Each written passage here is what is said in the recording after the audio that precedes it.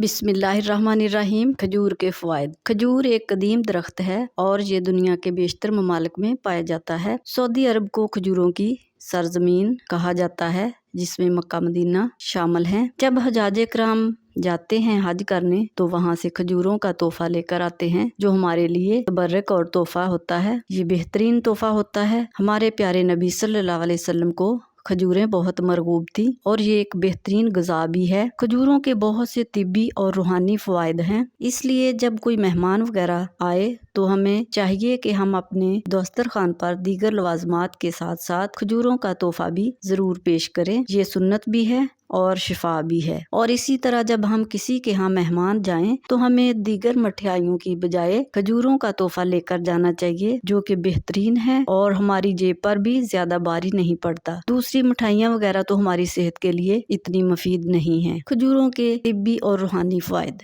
हमारे प्यारे नबी सल्लल्लाहु अलैहि वसल्लम ने फरमाया कि जो बंदा एक दिन में 7 अजवा खजूरें खाएगा, उसको उस दिन ना तो किसी किस्म का जहर असर करेगा और ना ही कोई उस पर जादू असर करेगा। इसी तरह मेडिकली देखा जाए तो दिल के मरीज जो हैं उनके लिए खजूरें बेहतरीन हैं, और ये दिल का जो दौरा पड़ता है जिनको, उनके लिए खजूरें इतनी मुफीद हैं कि ये दिल की बंद शरियानों को खोल देती हैं और वो हमारा जो खून का दौरानिया है वो सही रहता है। इसी तरह ये बलगम को खारिज करने के लिए बहुत बेहतरीन है।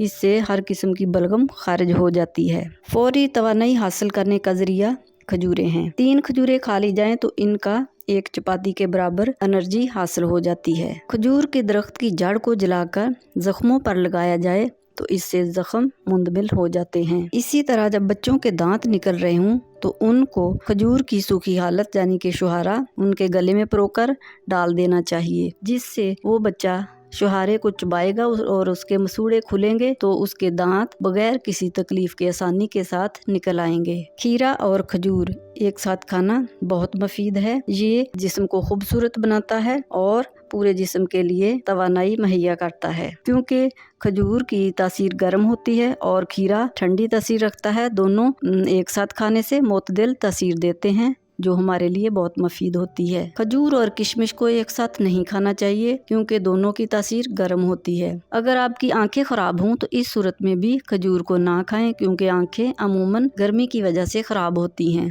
इसी तरह खजूर का शेक कुछ लोग पीते हैं और खजूर और दूध मिलकर इकट्ठा खाते हैं, तो ये मेडिकली इतना ज़्यादा बेहतर नहीं है, क्योंकि डॉक्टर हजरात कहते हैं कि खजूर में आयरन पाया जाता है और दूध में कैल्शियम। आयरन और कैल्शियम दोनों का एक साथ लेना ज़्यादा मुफीद नहीं होता। अगर आपने खजूर को दूध के साथ लेना हो तो चंद खजूरें दूध से पहले ले लें और कुछ वक्फे के बाद दूध पी लें, तो ये मुफीद रहेगा। खजूर की जो मिठास होती है वो भूख को कम कर देती है। ये हर किस्म के मरीज के लिए मुफीद है। शुगर वाले भी इसको खा सकते हैं, लेकिन एक मुनासिब हद तक। एक दिन में 5 या 7 खजूरें खानी चाहिए, इससे ज़्यादा नहीं लेनी चाहिए। खजूरें हमेशा धोकर इस्तेमाल करें, क्योंकि इनको चमकाने के लिए इनके ऊपर तेल या चर्बी लगाई जाती है। इसी तरह खजूरें खरीदते वक्त भी खजूरों को अच्छी तरह देखभाल कर खरीदें, क्योंकि अमूमन पुरानी जो खजूरें होती हैं उनके अंदर एक किस्म का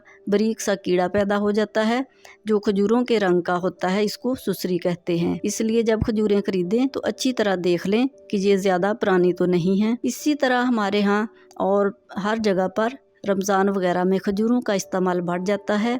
अफ्तार व सहर में इसका इस्तेमाल बहुत बेहतर रहता है और ये सुन्नत भी है, क्योंकि खजूरें फौरी एनर्जी देती हैं और हमारे जो रोज़े की हमें तवानाई कम हुई होती है वो फ़ौरन पूरी हो जाती है। इसलिए खजूरों को आम रवाज करें और इसको एक दूसरे को तोहफ़ा तोहफ़ देते वक्त खजूरों का तोहफ़ा इस्तेमाल करें। ये बेहतरीन है और बहुत ही मुफीद भी है। और मिठाइयों वगैरह से परहेज़ करें, जो कि हमारी सेहत के लिए ज़्यादा ठीक नहीं है। खजूरों का मुरब्बा और चटनी भी बनाई जाती है, जो बड़ी मुफीद और मज़ेदार होती है।